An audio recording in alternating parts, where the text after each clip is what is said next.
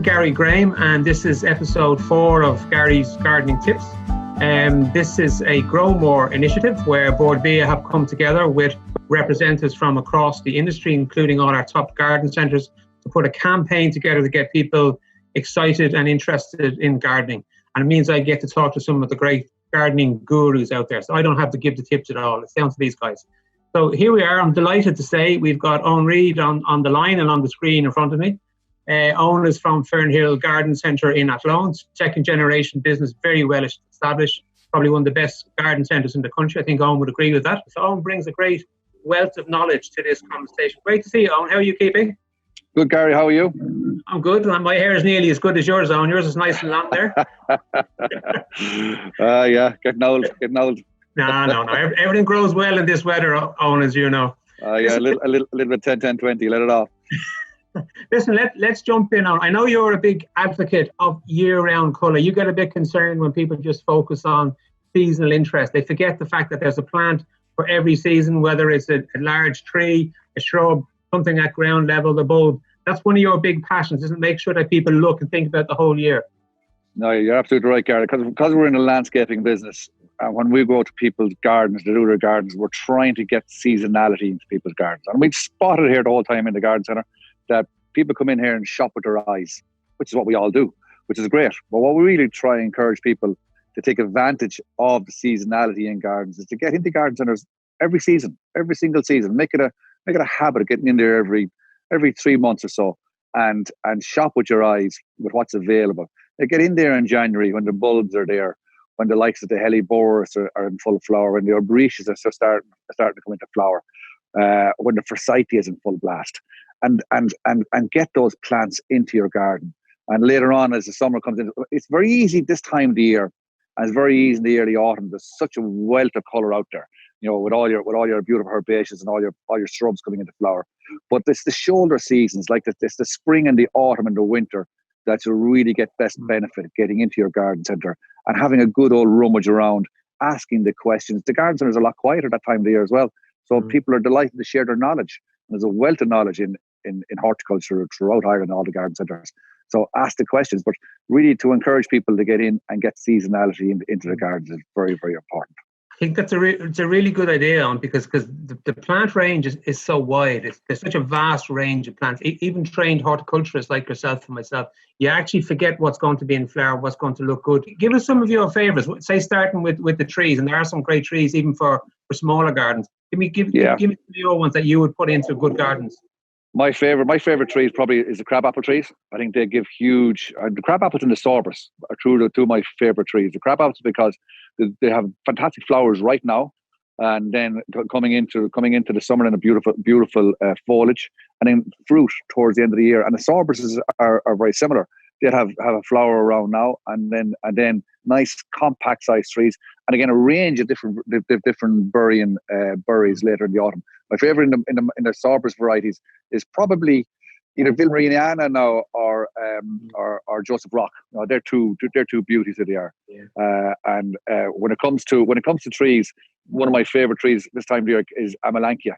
The flower on the Amelanchier, and again the autumn colour in the Amelanchier. Again, small trees, not trees that are going to get too large in people's gardens. Perfect for a city garden or for a small area. Yeah, so the mountain ash, as you said, you've got possibly the yellow berry on the Joseph Rock, the pink berry on the Vilmariana.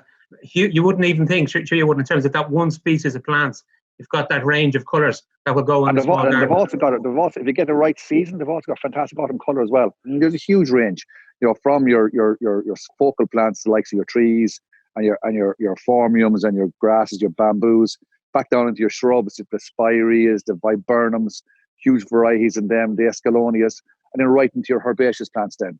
And herbaceous plants give a fantastic spread of colour right through the middle of summer. My favourite herbaceous is probably the Rudbeckia. I love the Rudbeckia Goldstrom, magnificent colour, starts flowering in July and continues right up until October. Very, very few plants will give you that kind of value in flowering, so they will. I think that's great advice you've given there, because you basically described how you create the structure and the backbone of the garden, starting with the trees, the small trees, the spacing, then working down into the shrubberies, and then down into the herbaceous and the colour, because that's typically I think what happens with a lot of people is they're fair weather gardeners. They might come out this time of year and they're looking for that burst of colour for the front door, the back door, and then the rest of the year they're forgetting that actually I can have a large shrub or something there that's going to be looking really good very early in the spring. The likes of the forsythia or something like that, I think you mentioned, those kind. Any other shrubs that you would include on your list? Viburnum oryzii, one of my favourites, in flower right now. It's a stunning plant. It flowers in kind of layers. They call it the wedding cake tree. An absolutely magnificent. And another tree that can be confused with a cake tree is the Cornus controversial variegata. Again, the way it grows and beautiful. It's a larger kind of small tree, large shrub, but again, spectacular flowers, spectacular foliage. And these are staple plants to put into your garden. But the likes of the viburnum is a fairly simple, ordinary plant, and it gives great colour. Of course, the hydrangeas later in the summer as well. You just can't beat them. The nurseries here in Ireland have done a super job of promoting and producing them and getting great colours and different varieties in them. Runaway Bride last year was a great success.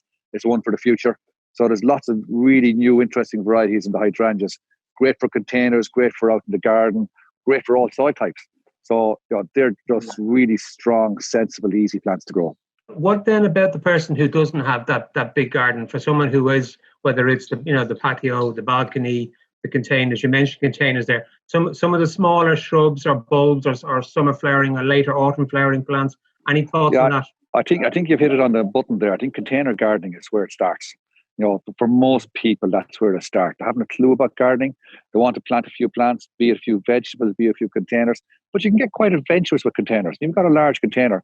You can put in all the plants we've mentioned earlier on, the likes of the grasses, the likes of the focal plants, it's like the topiary plants. Then fill in underneath then, which are bedding plants. Like we've lovely bedding colour behind us here at the moment. And then your bulbs for later in spring and bulbs for in the summer. So really container gardening is where it's at. You learn all the tricks in container gardening. And the good thing about container gardening is there's no set rules to it. Give it a go. If it doesn't work, try something different next year. And then you can bring that kind of experience and knowledge that you're getting in the container gardening into your shrubberies and your beds. And it's a great way of introducing people and giving people confidence with plants. And if you're in a rented home or you're planning a move anytime soon, you start with your containers and you can bring your containers with you as well. And I think there's some real pearls of wisdom there for a man who knows what he's talking about. I think that was great. Thank you for that. It's good to talk to you. Good to see you. Good luck with business in the next few weeks. Thank you very much. Bye-bye. All the best. Take care.